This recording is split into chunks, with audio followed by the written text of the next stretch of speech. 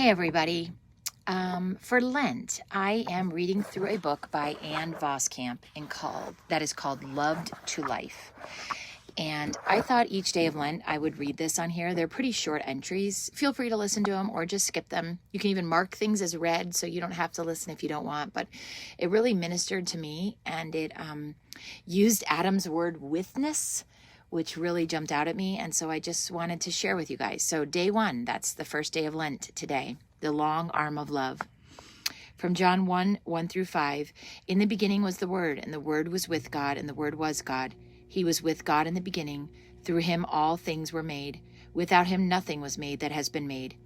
In him was life, and that life was the light of all mankind. The light shines in the darkness, and the darkness has not overcome it. The Word became flesh and made his dwelling among us. We have seen his glory.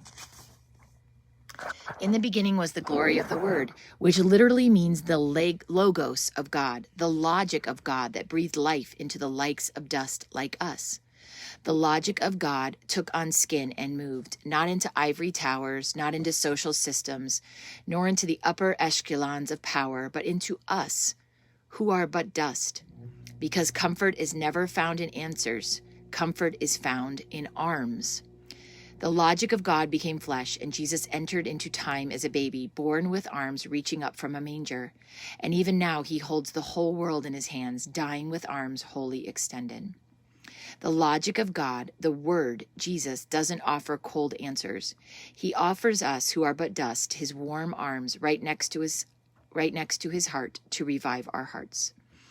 Answers are rigid, unmovable things, but arms can reach out to defend you. Arms are weapons against adversity. Arms can move around you and hold you. Arms will give you witness, which is what you ache for most. For us who are but vulnerable dust, for us who live in a wildly hard world, facing all kinds of wildly hard situations, what gives life is this relief. You don't have to take up arms to defend yourself because Jesus takes you in his arms. Jesus is how you bear arms against the dark, against discouragement, against despair, and against the devil. Jesus' arms can genuinely move you, and they can genuinely carry you. Every warrior knows it. It's arms that can carry you through to victory.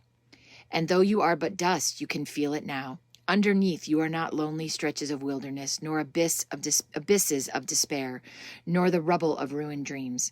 Underneath, you are the everlasting arms of love himself, like he tells us in Deuteronomy 33:27. When you tear back every doubt, strip back every haunting question, and get into the foundation under everything, that's what is underneath everything, God's everlasting arms. Everything else can cut you loose. Everything else can cut you deep, can be cut away. But underneath you still are God's everlasting arms. And when you are at your lowest, still underneath you are his arms, which will go to any length to hold you. When you fall into everlasting arms, and you can never fall through them.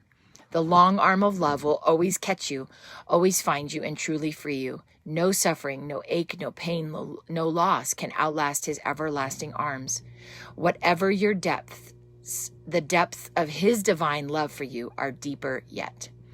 Make no mistake, evil is a snake that writhes around the dust with no arms, and with no arms, evil can win no battles. Jesus has crushed the snake's head and disarmed evil forever, and because evil has no arms, there is nothing in all this dark universe that can ever snatch you away from the safe arms of Jesus. The Word became flesh, and Jesus has arms. Arms he stretched out onto a cross to find you, to reach you, to embrace you, to slay the dark so he could win and save you. His love for you is forever nailed down and going nowhere. Sharp doubts and disappointments may grab and pull at you, but they have no arms to grab hold of you. Grief may stalk close, but it has no arms to keep you in its grip. The only thing that holds in all this world is God, who came with arms, the curves of your name cut right into his hands. Isaiah 49:16. It's only Christ's arms that can arm you for life's battles. Whatever very real battle you're in the very arms of Christ. Christ's arms are the only place you win peace. Feel how his affection for you is disproportionate to the afflictions facing you. Whatever the depths of your affliction, greater are the depths of his affection. Be still in his arms, settled and safe and steadied and soothed. What your soul has sought the most is to be sought out. And when you lay back and rest in his arms, you can look into his eyes and see that everything you've been looking for has always been looking deeply into you. You are but dust, and you are small and finite, and to dust you will return. But it's true. When you rest in his arms and look up, you see that you are seen.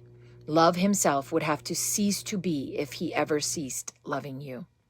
In the beginning, you began as dust, and in the beginning was the Word, and the Word was with God, and the Word himself is with you now. And through him all things are made, and you were made, and you are being remade right now by love for love. Though you are but dust, in him is life. Though you are dying to self, his life and his love come to dwell right now within you. And though you will know wildernessness, you will be held with love by love himself. Though you are but dust, you will see his glory. Only Christ's love can disarm everything coming against you. This is the first step of your pilgrimage into being loved to life. Rest in his arms, gaze into his face, and feel the beat of his heart for you.